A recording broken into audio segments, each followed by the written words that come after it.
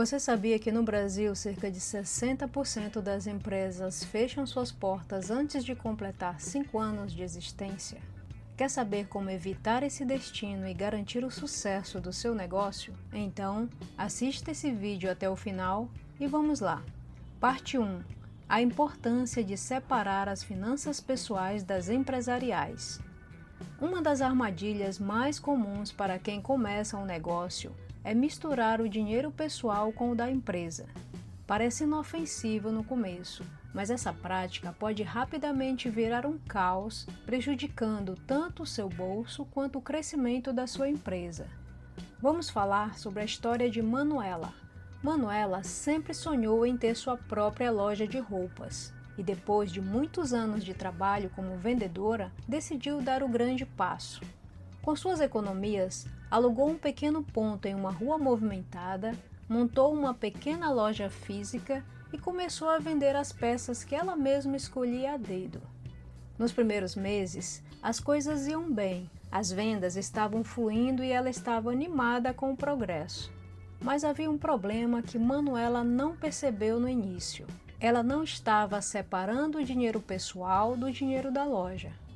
A cada venda que fazia, Manuela usava parte do dinheiro para pagar contas pessoais, como aluguel de casa e mercado, e o que sobrava, ela tentava reinvestir na loja.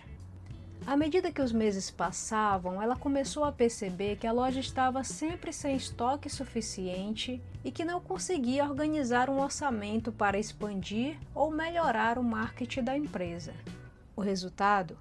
Manuela não sabia quanto sua loja estava realmente lucrando. Sem controle sobre o fluxo de caixa, ela se viu sem dinheiro suficiente para fazer novos pedidos de roupas e seu estoque começou a diminuir, o que afetou diretamente suas vendas.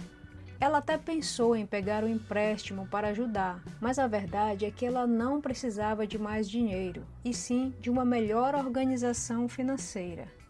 A solução para o problema de Manuela estava na organização. Ela precisou aprender a separar as finanças pessoais das finanças da loja. A primeira coisa que fez foi abrir uma conta bancária exclusiva para o negócio e começou a definir um prolabore, ou seja, um salário fixo que ela retirava da loja todo mês como se fosse uma funcionária. A partir do momento em que Manuela começou a tirar um prolabore, ela não apenas conseguia pagar suas contas pessoais de forma organizada, mas também começou a ver seu negócio prosperar. Parte 2. Planejamento financeiro. Como prever e controlar gastos. Ter um negócio sem um planejamento financeiro é como dirigir um carro sem um mapa. Você até pode estar em movimento, mas não sabe para onde está indo ou quanto tempo vai durar sua jornada. E quando falamos de um negócio, essa jornada pode ser curta demais se você não souber prever e controlar seus gastos. Depois de resolver o problema de misturar as finanças pessoais com as empresariais, Manuela percebeu que seu próximo passo seria ter um planejamento financeiro. A solução para Manuela foi simples, mas poderosa. Ela criou um orçamento detalhado. Começou a listar todas as despesas fixas, como o aluguel da loja, o salário da funcionária e os impostos. Depois, anotou os gastos variáveis, como as compras de novos estoques, energia elétrica e até pequenos gastos do dia a dia, como material de limpeza. Para facilitar esse controle, Manuela começou a usar uma planilha simples no Excel. Ali, ela podia ver claramente seus gastos mensais e comparar com suas receitas, o que ajudava a tomar decisões com mais segurança. Parte 3. A estratégia dos pequenos passos, reinvestindo no negócio. O fluxo de caixa de um negócio é como o sangue que circula pelo corpo. Sem ele, o negócio não consegue sobreviver. Ele representa o dinheiro que entra e sai da sua empresa, e o controle desse fluxo é fundamental para que você saiba o que está disponível para pagar despesas e investir no crescimento. Vamos voltar à história da Manuela. Mesmo após organizar suas finanças e criar um orçamento, ela começou a enfrentar outro desafio, o fluxo de caixa. As vendas da loja eram muito boas em algumas épocas do ano, como Natal e Dia das Mães, mas caíam drasticamente em outros períodos. Sem uma reserva financeira, ela começou a ter dificuldade em cobrir os custos fixos, como o aluguel e o salário da funcionária, durante esses meses mais fracos.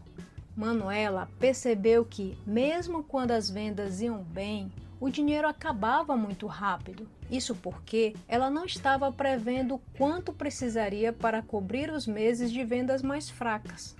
Foi esse momento que ela começou a entender a importância de controlar o fluxo de caixa e manter uma reserva financeira para os períodos de baixa.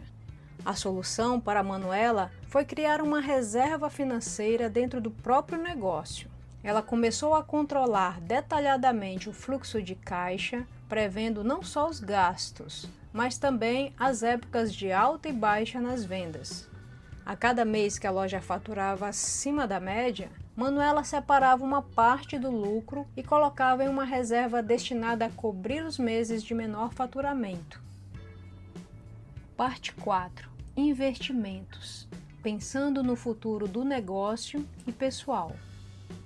Depois de conseguir organizar suas finanças e resolver o problema do fluxo de caixa, Manuela percebeu que estava em um ponto crucial do seu negócio. Agora que tinha controle sobre as entradas e saídas, ela podia começar a pensar em crescer, mas o crescimento não viria só das vendas da loja. Ela precisava aprender a fazer o dinheiro trabalhar para ela através dos investimentos. Então, ela começou a buscar informações sobre investimentos. Ela estudou as opções disponíveis e decidiu que parte do lucro da loja seria destinada a um fundo de investimentos. Essa decisão seria crucial para o futuro da loja, pois ela poderia usar o dinheiro para expandir o negócio, abrir novas unidades ou simplesmente para garantir uma reserva sólida para o futuro. No início, Manuela optou por investir em algo mais seguro, como a renda fixa. Isso lhe dava a tranquilidade de saber que seu dinheiro estava crescendo sem grandes riscos. Manuela sabia que o crescimento da sua loja dependia de reinvestimentos no próprio negócio, mas também entendeu que, como empreendedora, era fundamental cuidar das suas finanças pessoais. Ela separava uma parte dos lucros para reinvestir na loja, mas também investia em sua própria reserva pessoal, garantindo que, mesmo em um futuro distante, ela teria tranquilidade financeira.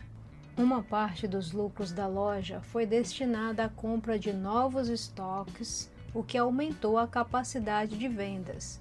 Já a outra parte foi investida em fundos imobiliários e até em algumas ações de empresas sólidas que pagavam dividendos, assegurando que, no futuro, Manuela teria uma aposentadoria tranquila e sem depender exclusivamente dos rendimentos do seu negócio.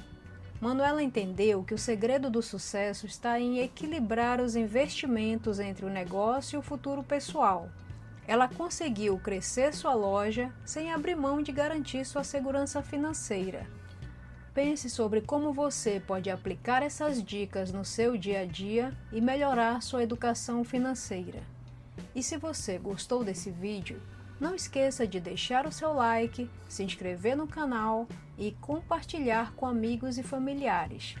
Obrigada por assistir e até a próxima!